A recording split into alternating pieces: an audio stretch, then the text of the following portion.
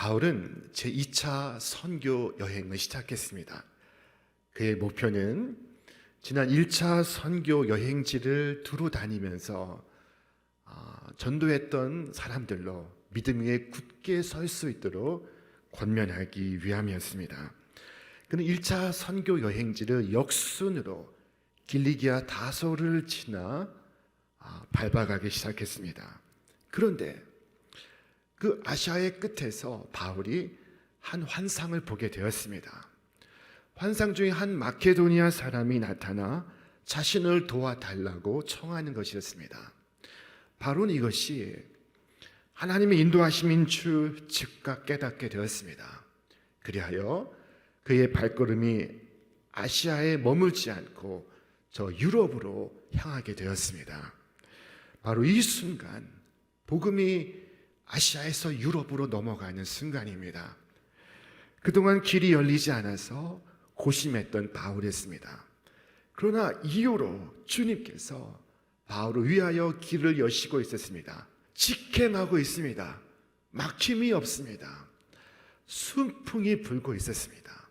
하나님께서 그의 가는 길을 축복하시고 있습니다.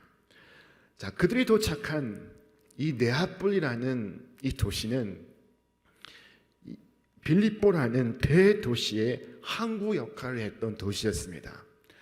오늘날 이 서울이라는 이 거대 도시의 인천이 항구 역할을 하고 있습니다.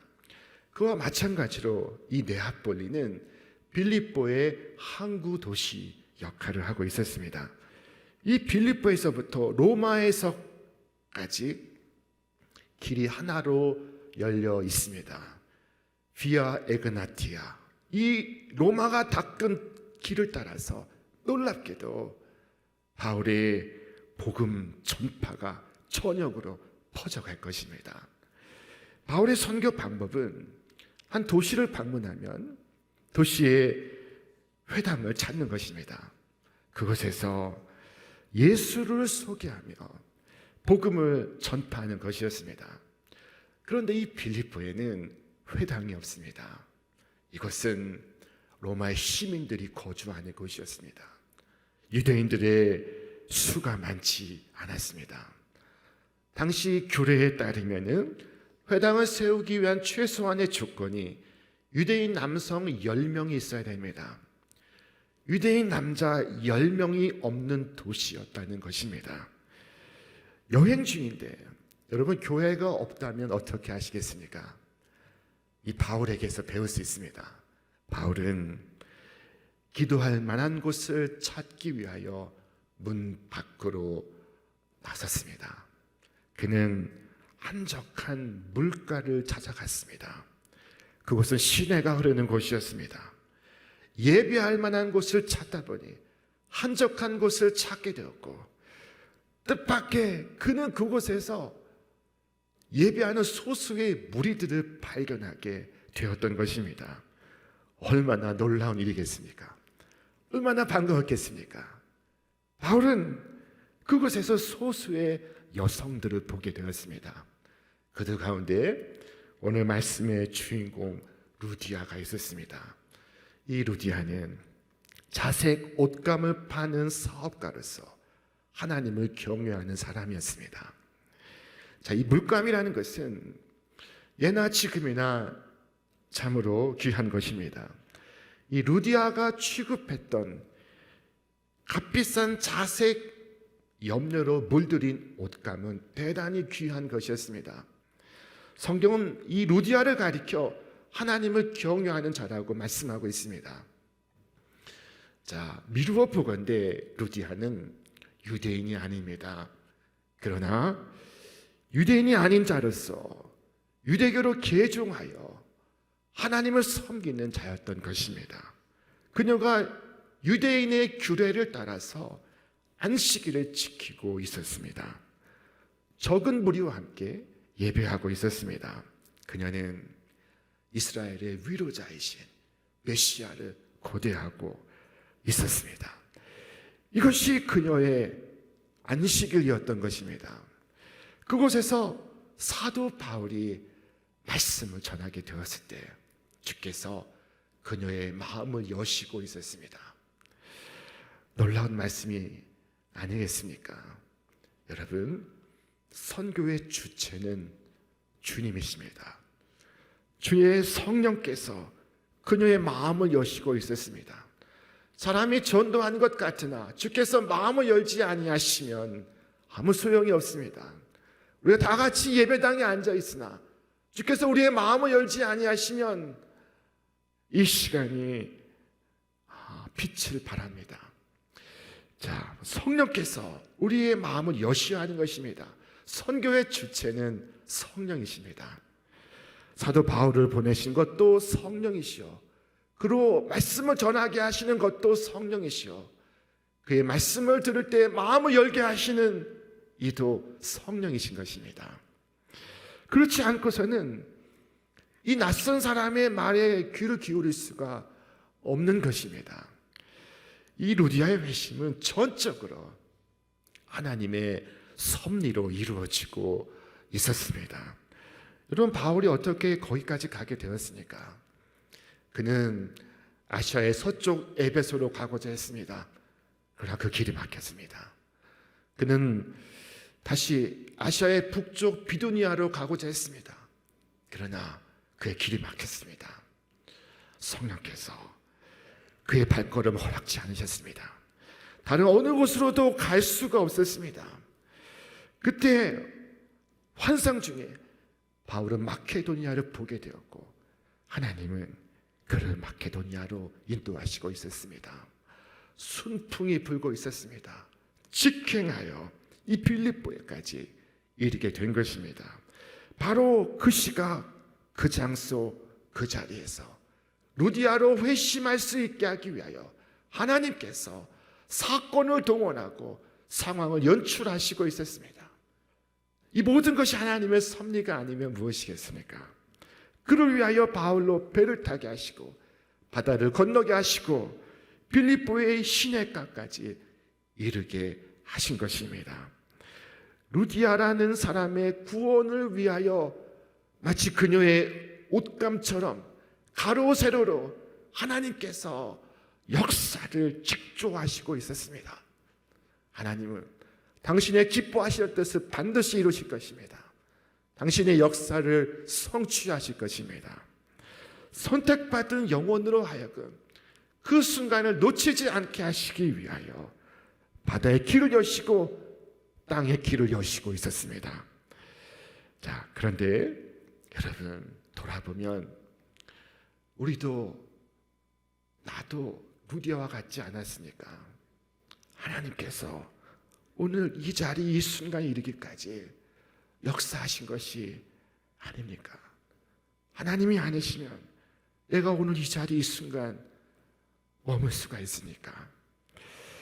이 자리에서 나의 지난 삶을 돌아볼 때 성령 하나님께서 나를 인도하신 것이 아니면 무엇입니까? 루디아의 구원이 하나님의 놀라운 섭리로 이루어지는 것처럼 나의 구원 역시 하나님의 신비로운 기적임을 고백하지 않을 수가 없습니다. 그날 루디아는 안식일에 강가에 나와왔고 그날 바울은 안식일에 기도하기 위하여 강가로 나서고 있었습니다. 여러분, 어디에 있든지 이 안식일을 지키는 것을 잊지 않기를 바랍니다. 하나님께서 안식일을 거룩하게 지키라 말씀하셨습니다. 안식일, 우리는 하나님을 예배합니다. 피조물인 우리가 창조자에게 할 수 있는 유일한 한 가지 행위가 바로 예배인 것입니다. 하나님 앞에 이 안식일에 무릎을 꿇는 것입니다. 하나님, 내가 당신을 경배합니다. 내가 당신을 찬양합니다. 내가 주의 이름을 높입니다. 주님, 말씀하시옵소서. 캐나다의 리젠트 신학교에 마르바 던이라는 교수가 있습니다. 그는 왜 사람들이 안식을 지키지 못하는가? 하나님이 되고자 하기 때문이다 라고 말했습니다. 그래서 안식일이 무엇이냐? 안식일은 하나님 되기를 그치는 날이다 라고 했습니다. 일주일 중 이 하루를 지키는 것은 내가 염려하지 않아도 하나님께서 세상을 다스리시고 경영하시고 만물을 주장하신다는 믿음에 기초하고 있습니다. 하나님 없이 내가 염려하고 내가 분주하고 내가 주도하는 바쁜 삶 속에 하나님이 들어설 자리가 없습니다. 내가 하나님이 되어 있기 때문입니다. 분주할 망이라는 한자가 있습니다. 이 한자는 마음심에 망할 망자가 결합된 것입니다. 이 마음이 분주한 삶은 망한 삶입니다. 구약의 선지자 예레미야가 살아가던 사회는 하나님에 대한 경외가 무너진 시대였습니다. 나라가 망해가고 있었습니다. 기둥이 무너지고 지붕이 새고 있었습니다. 선지자 예레미야는 나라의 국군이 쇠하는 것을 보고 하나님께 기도했습니다. 하나님, 내가 무엇을 할 수 있습니까? 나라가 망하게 되었습니다. 제가 무엇을 할 수 있습니까? 그때 그는 이상한 대답을 듣습니다. 그것은 안식일을 거룩하게 지키라 하는 것이었습니다. 여호와께서 이와 같이 말씀하시되 내가 너희 조상들에게 명령함 같이 안식일을 거룩히 할지어다.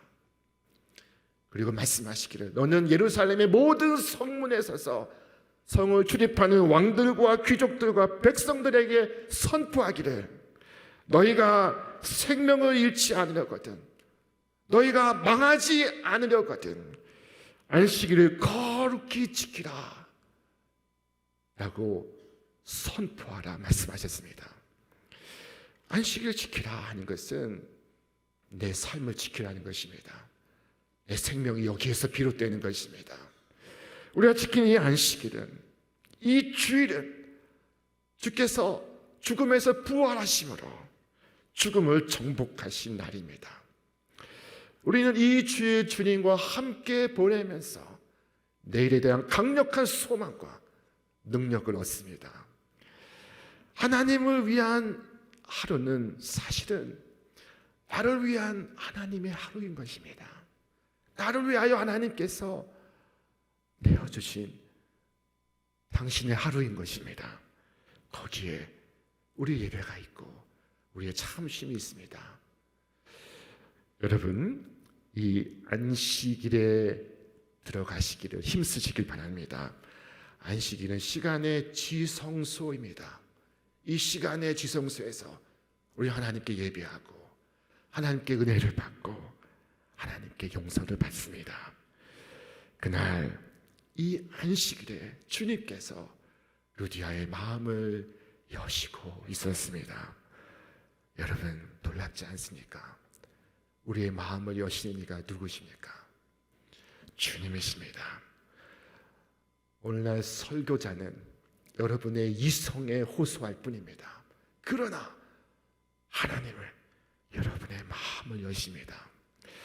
여러분, 이 사실을 잊지 않길 바랍니다. 주일날 혹 은혜를 받았다면 그것은 목회자를 통해서 받은 것이 아니요 주의 성령께서 여러분에게 역사하신 것임을 기억하시길 바랍니다.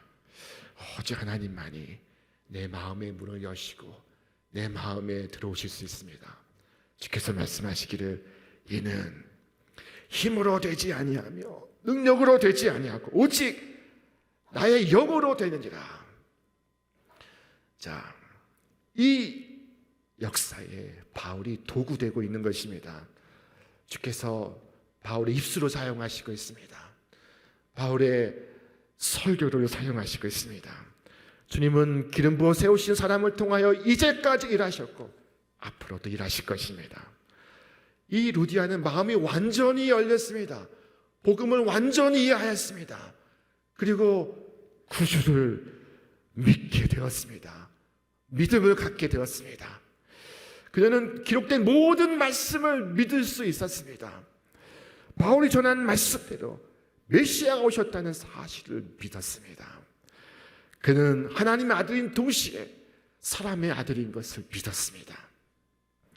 예수께서 의로우신 분으로서 불의한 자들을 위하여 고난을 받으심으로 자신의 죄가 이미 용서받았다는 사실을 알았습니다.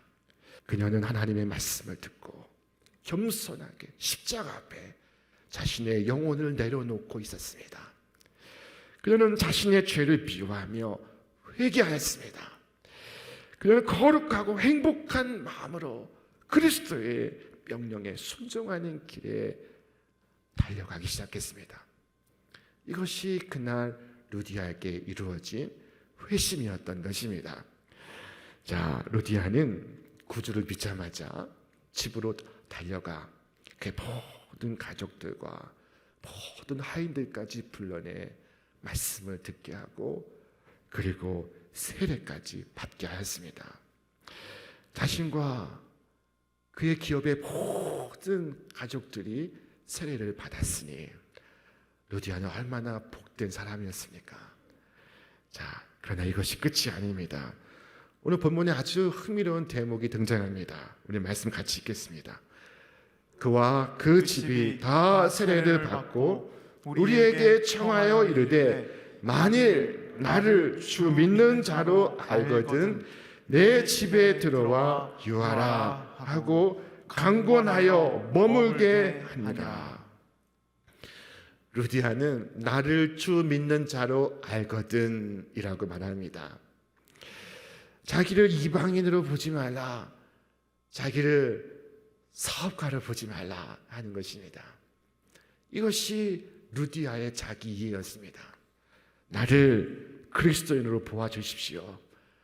나를 기업가나 의사나 교사나 공무원으로 보지 마시고 나를 그리스도인으로 보아주십시오. 이것이 루디아의 자기 정체성이었습니다.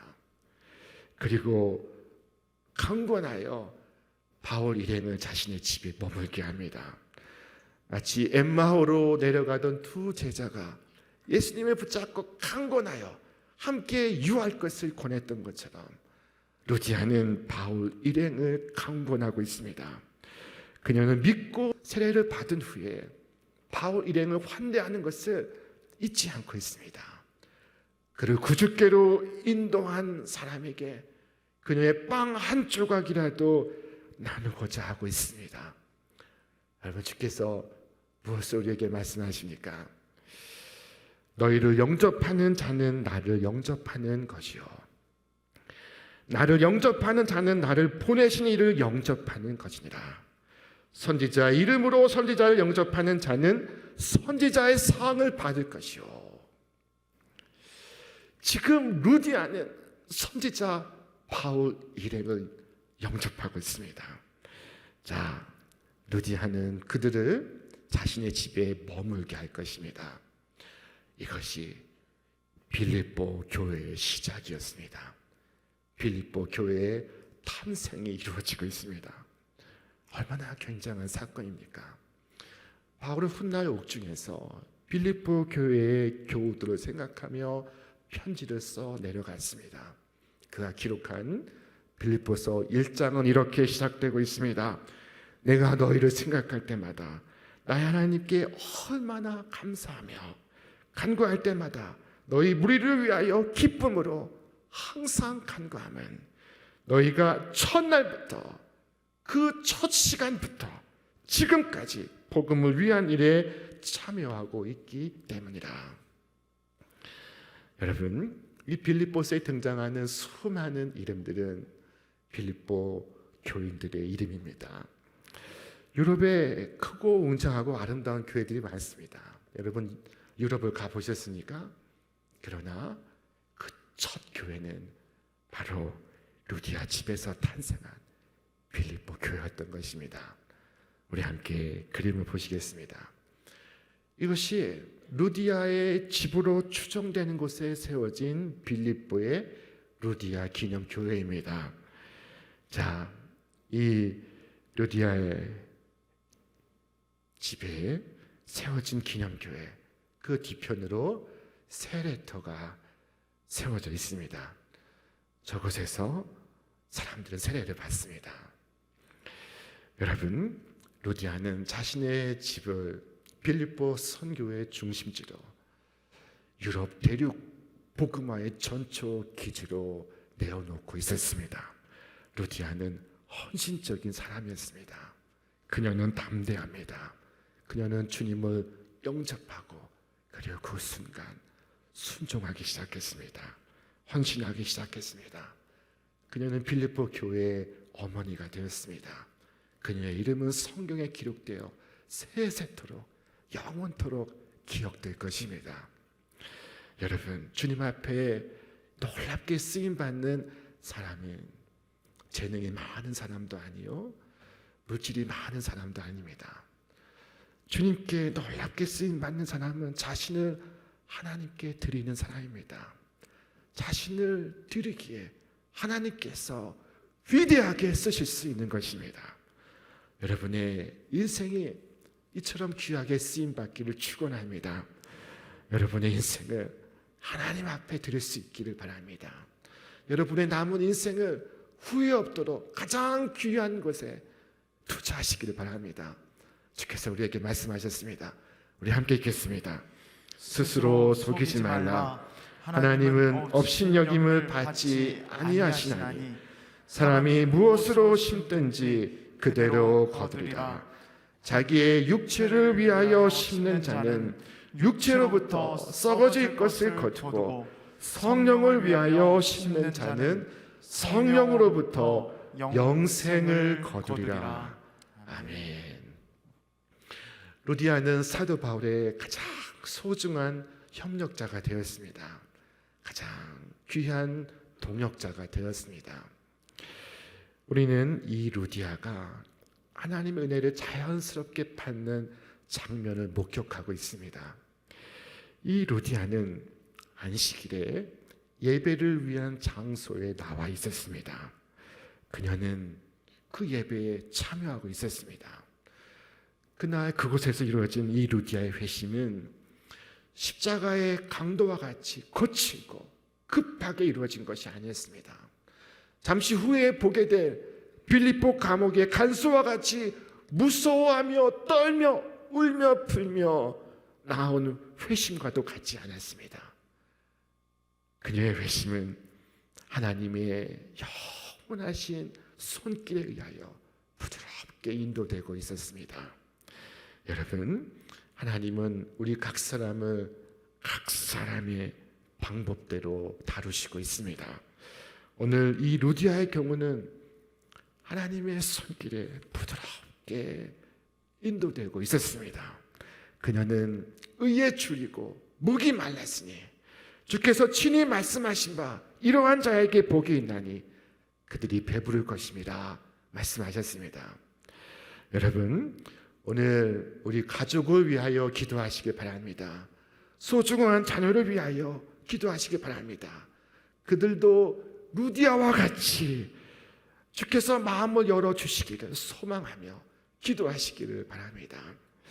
그리하면 주께서 부드러운 손길로 루디아를 인도하신 것처럼 여러분의 소중한 가족을 그 마음을 열어 주께로 인도하시고 영원하신 구주를 마음에 믿어 섬기게 하실 것입니다. 성령께서 루디아라는 한 이방 여인의 마음을 여시고 그의 가정을 여시어 그 가정에 교회가 서게 하신 것처럼 오늘 그 은혜가 나와 내 가정에 충만히 임하기를 주님의 이름으로 축원합니다. 주님의 성령이 오늘 이 자리에 함께하는 우리 모두 가운데 가득히 임하기를 주님의 이름으로 축원합니다. 축원합니다.